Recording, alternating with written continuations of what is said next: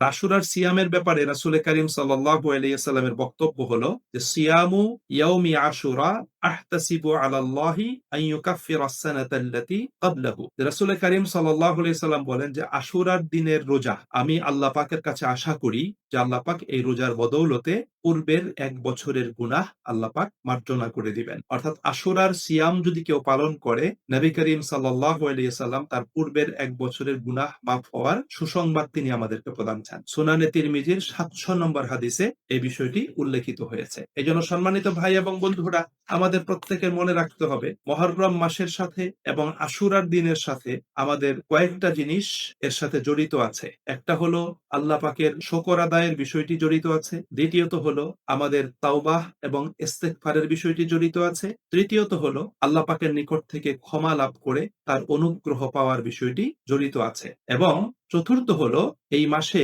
বেশি বেশি করে আল্লাহ তাআলাকে স্মরণ করা, এই মাসে সিয়াম পালন করা, এই মাসে জিকির আজকার করা, আল্লাহকে বেশি বেশি করে স্মরণ করা এবং আগামী দিনগুলোতে আল্লাহ পাকের হুকুম পালন করে সফল জীবন যাপন করার জন্য নিজেকে তৈরি করা।